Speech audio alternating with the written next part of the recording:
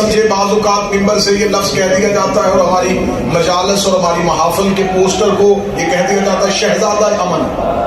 میں نے ہمیشہ پوری دنیا کے ممبر میں کہا ہے یہ غیر شیعہ جملہ ہے, یہ دشمن کا لفظ ہے. شہزادہ امن سرکار امام حسن مجتبی کو کوئی مکتب تشیع کا کوئی بھی شخص نہ کہے. یہ دشمن کی کتابوں سے نکلا ہوا لفظ ہے کہ یہ امن کا شہزادہ تھا, یہ امن چاہتا تھا صرف اس لیے تاکہ توہین حسین ابن علی کی جائے. یہ امن چاہتا تھا, وہ جنگ چاہتے تھے. یہ شہزادہ امن تھا, یہ امن چاہتے تھا. حسین حسن کے دور میں ہوتے تو وہی کرتے جو حسن نے کیا, حسن حسین کے دور میں ہوتے تو وہی کرتے جو حسین نے کیا. میں لفظ کہنے لگا ہوں کربلا میں, کریم کربلا کے قدموں میں بیٹھ کے قربان بھائی جملہ اہل ادب کے لیے پڑھنے لگا ہوں. فرق حسن اور حسین میں نہیں, فرق معاویہ اور یزید میں تھا.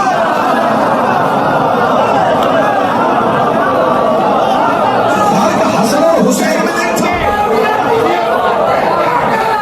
فرق معاویہ اور یزید میں تھا. حسن اور حسین ایک ہے, معاویہ اور یزید ایک ہے. معاویہ اور یزید میں اتنا ہی فرق ہے, دونوں یزید تھے, ایک نقاب میں تھا ایک بغیر نقاب میں.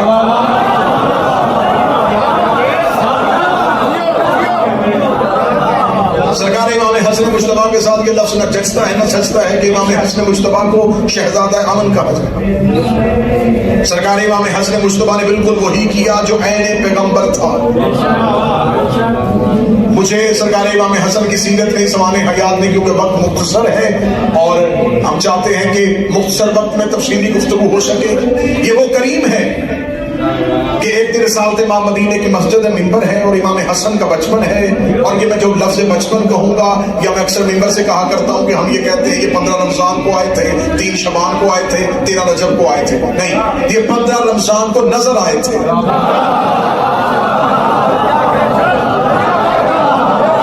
صدر پھر میں اہل ادب کے لیے جو اردو سمجھ سکتے ہیں ان کے لیے جملہ کہوں, ان کا حضور ہو چکا تھا, ظہور بعد میں ہوا تھا. اکثر شیعہ کہہ دیتے کہ ہمارا بارواں امام غائب ہے. غائب اور ہے, غیبت اور. لفظ غائب بارہویں آقا کے ساتھ جچتا ہی نہیں ہے. ہمارا امام غائب ہے. ایک شخص نے میرے چوتھے امام کے پاس جا کے کہا تھا کہ میں پوچھنے کے لیے آیا ہوں کہ آپ آل محمد علم غیب جانتے ہیں؟ میرے چوتھے امام نے فرمایا ہم نہیں جانتے. اس نے کہا کیا آپ علم غیب نہیں جانتے؟ امام نے فرمایا کوئی چیز ہم سے غائب ہوتی ہی نہیں.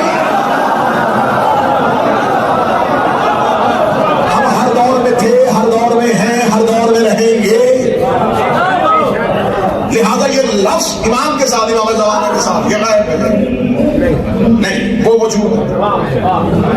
میں لفظ اچھا کر کے کہنے لگا ہوں, ان کا حضور ہو چکا ہے, ظہور باقی ہے.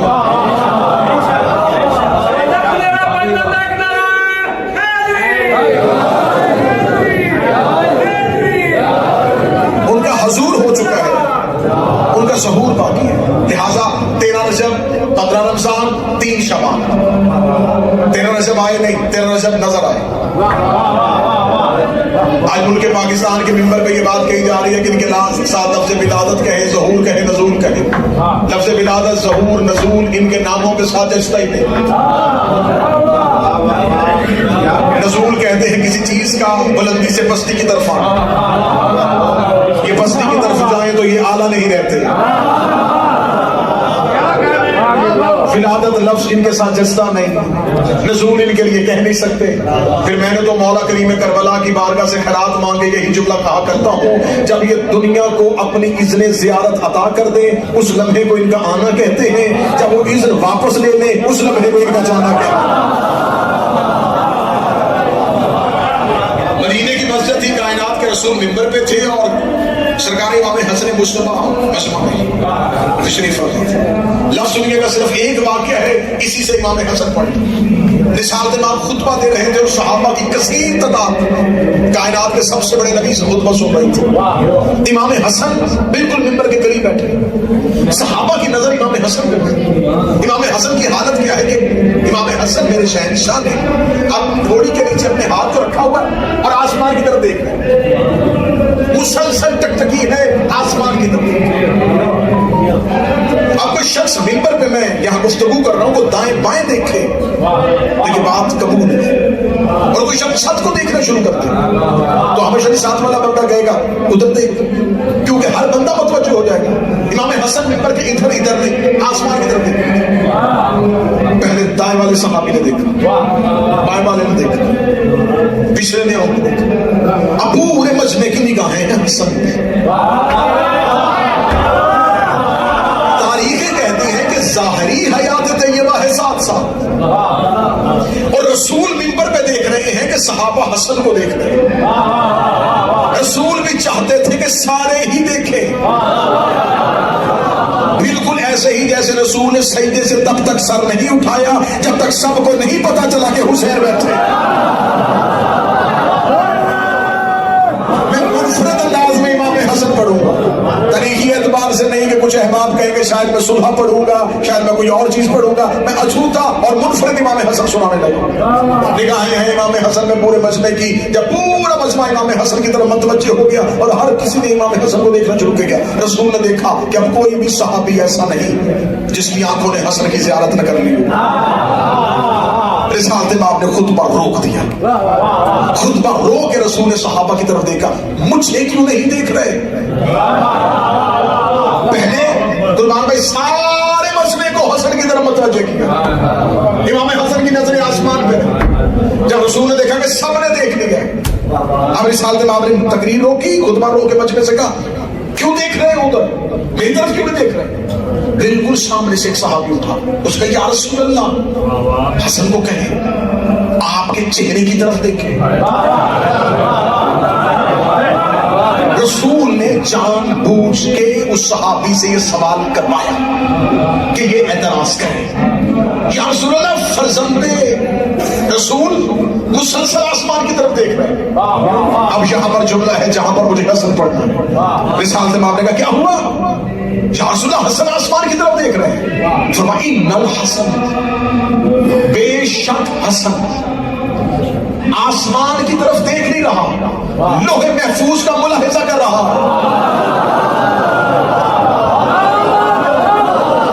یہاں جملہ سننا، بے شک حسن لوح محفوظ کا مطالعہ نہیں ملاحظہ کر رہا ہے، حسن لوح محفوظ کا ملاحظہ کر رہا ہے۔ صحابہ نے کہا یا رسول اللہ مجھے بتائیں کہ حسن لوح محفوظ کی طرف چہرہ کر کے کیا دیکھ رہا ہے؟ اتنا جملہ کہنا تھا، رسول کے چہرے پہ تبسم آیا، رسول نے مسکرا کے فرمایا تمہیں نہیں پتا کہ خدا نے قرآن میں کہا ہے کہ میرا محمد تب تک بولتا نہیں جب تک میں حکم نہ کر دوں، اور جو خدا حکم کرتا ہے وہ لوح پہ لکھا جاتا ہے، اور لوح سے محمد کی آنکھیں پڑتی ہیں۔ جو محمد زبان سے پڑھ رہا تھا حسن آنکھوں سے دیکھ رہا۔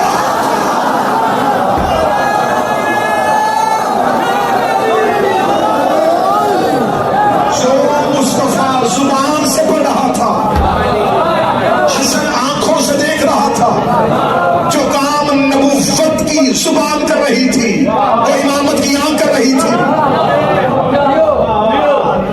اب جب رسول نے کہہ دیا کہ میرا حسن صرف مجھے نہیں سنتا، حسن لوح محفوظ کو، متوجہ میری طرف رہیے، تم مجھ سے سنتے ہو، حسن سیدھا لوح کو دیکھتا ہے۔ اب یہی سے حسن سنیے گا، رسالت باب نے یہ حدیث کہہ دی، مجمع منتشر ہو گیا، چونکہ مجمع منتشر ہوا اگلے دن سے مگوئیاں شروع ہو گئی۔ کیا ہوا کل مسجد میں؟ کہتے رسول کہہ رہے ہیں کہ حسن لوح دیکھتا ہے، حسن لوح دیکھتا ہے۔ 7 سال کا بچہ لوح کیسے دیکھتا ہے؟ حسن لوح محفوظ کا ملاحظہ کرتا ہے۔ پورے مدینے میں بات پھیل گئی، اگلے دن پھر مجمع، پھر ممبر، پھر تقریر، پھر محمد۔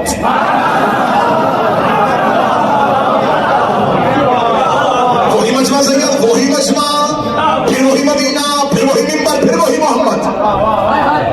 اب آج مجمع تھا، حسن نہیں تھا۔ تھوڑی دیر بعد صفوں کو چیرتا ہوا حسن اپنے گھر سے نکلے، اور یہ میں جملہ ہمیشہ ممبر پہ کہا کرتا ہوں کہ بعض لوگ کہتے ہیں کہ صرف مولا علی ہی اللہ کے گھر میں آئے، علی کا ہر بیٹا اللہ کے گھر میں آیا۔ میں نے کربلا میں بیٹھ کے کریم کربلا کے سردار میں جملہ کہا ہے اور میں نے صرف سر ہلایا ہے. میں جملے کی تائید پہ دلیل دینے لگا ہوں. میں نے کہا صرف علی نہیں، علی کا ہر بیٹا اللہ کے گھر میں آیا ہے، کیونکہ علی کا گھر مسجد میں نہیں تھا، مسجد علی کے گھر میں تھی. اس نے کہا ہے کہ مسجد نبوی کا حجرہ علی کا گھر تھا.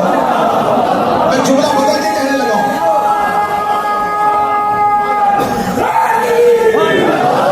مسجد نبوی کا حجرہ علی کا گھر نہیں، علی کے گھر کا صحن مسجد تھی. علی کے گھر کا دروازہ مسجد میں نہیں کھلتا تھا، مسجد کا دروازہ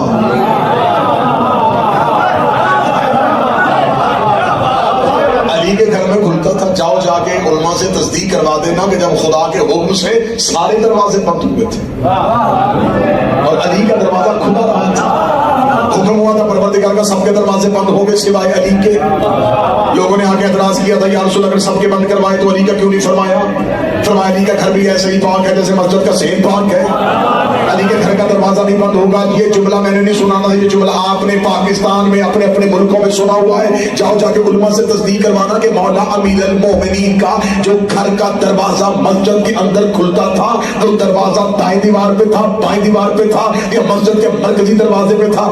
مسجد کے اوپر ایک ہوتی ہے محراب، محراب میں ہوتا ہے وہ مصلی جہاں پہ کھڑا ہوتا ہے امام جماعت، جہاں پہ کھڑا ہوتا ہے پیش نماز. وہ محراب وہ جگہ جس کا رخ قبلہ کی طرف ہوتا ہے، محراب کے اندر تھا علی کے گھر کا دروازہ.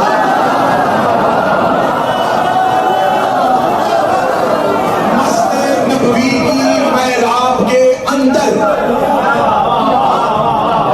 صرف ہاتھ نہ ہلانا، مجھے بول کے بتانا کہ محراب کا رخ کدھر ہوتا ہے.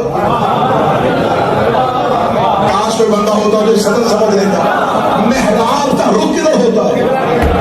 رخ قبلہ، خانہ کعبہ کی طرف، قبلہ کی طرف، جدھر سجدہ ہو ادھر ہوتا ہے محراب کا رخ. مسجد نبوی کے محراب کے اندر تھا علی کے گھر کا دروازہ. رسول پڑھاتے تھے مسجد میں نماز. خدا چاہتا یہ تھا کہ کعبے اور محراب کے درمیان علی کا گھر ہو، محمد زندگی میں بھی بتا دے کہ اللہ علی کے وسیلے کے بغیر محمد کی نماز ہی نہیں ہے.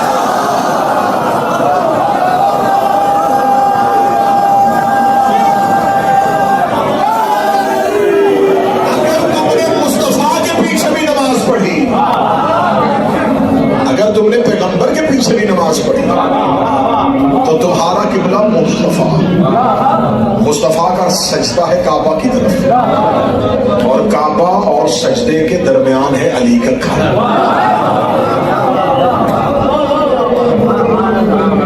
سجدہ تھا لا الہ الا اللہ پڑھاتا تھا محمد رسول اللہ، درمیان میں تھا علی گڑھ ولی اللہ.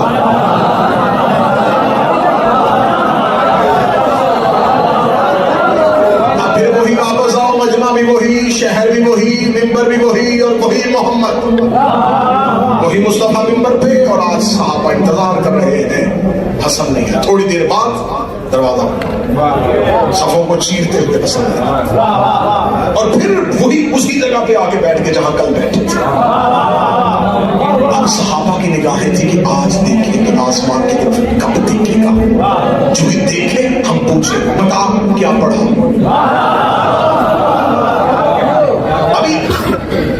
اب اس کو جلال الدین سیوطی نے بھی لکھا ہے کہ جو ہی امام حسن آ کے بیٹھے تھوڑی دیر کے بعد مسجد کے مرکزی دروازے سے ایک سفید بادش جس کے چہرے پہ نورانی ہے، جس کے چہرے پہ چاہت، سفید لباس، سفید امامہ، خوبصورت ترین چہرہ، وہ مسجد کے اندر داخل ہوا. لوگوں کی نظریں تھی پیغمبر پہ، وہ ادھر سے آئے. ان کی خوشبو نے لوگوں کو پیچھے دیکھنے پہ مجبور کیا. مسجد میں خوشبو ایسی پھیلی ہر کسی نے پیچھے پیچھے دیکھا ایک انتہائی وسیع بزرگ سفید ریش چلتا ہوا صفوں کو چیرتے ہوئے لوگوں نے احترام کا رستہ دیا. وہ چلتے چلتے پیغمبر کے سامنے آئے, انہوں نے مصطفیٰ کو سلام کیا, خطبہ دیتے ہوئے مصطفیٰ نے گفتگو کو روکا, ان کو حسن کی طرف متوجہ کیا.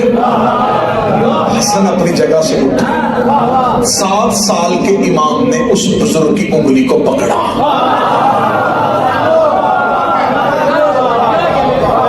ایک ایک لفظ روک رہا ہوں تاکہ ذہن میں منظر بنے. اس بزرگ نے حسن کا ہاتھ نہیں پکڑا, امام حسن نے اس بزرگ سفید ریش کی انگلی کو تھاما. وہ پیچھے پیچھے حسن آ گیا, دوبارہ مسجد کی صفوں کو چھوڑا, مسجد کے کونے پہ لے جا کے بیٹھے. حسن بیٹھ کے اور انہوں نے اپنے زانو طے کیے جیسے لائق شاگرد استاد کے سامنے بیٹھتا. اب آج مجمع پہ نئی قیامت آ گئی کہ کل تو صرف یہ آسمان دیکھ رہا تھا. یہ بزرگ کون ہے؟ یہ شخص پہلے کبھی ہم نے مدینے میں دیکھا نہیں ہے, یہ آیا کہاں سے ہے؟ اگر آیا ہے اس نے نبی کو کہا کیا ہے؟ اگر نبی کو کچھ کہا ہے تو نبی نے امام حسن کی طرف کیوں کیا؟ اگر امام حسن کی طرف کہہ دیا تھا, امام حسن نے اس کا ہاتھ کیوں پکڑا؟ اگر پکڑ ہی لیا تھا پھر وہاں کیوں لے گئے؟ اگر وہاں لے گئے ہیں وہ ان کے سامنے کیوں بیٹھ گیا ہے؟ کل ایک سوال تھا, آج کئی سوال ہے. کل ایک بات حسین علی چلی, آج کئی باتیں ہیں. آخر ایک صحابی نے کہا یا رسول اللہ ہمیں آپ کا خطبہ سمجھ میں نہیں آ رہا, ہم سننا چاہتے ہیں لیکن ہمارے ذہن میں کئی سوالات ہیں جو ہماری عقل کے دروازے پہ دستک دے رہے ہیں, ہمیں بتائیں وہ شخص کون ہے؟ آپ نے حسن کی طرف کیوں بھیجا؟ فرمایا تم میرا خطبہ سنو, وہ خضر نبی ہے جو میرے پاس آیا تھا, میں نے حسن کا ہاتھ پکڑا کے بھیج دیا ہے. حسن خضر کو پڑھا رہا ہے,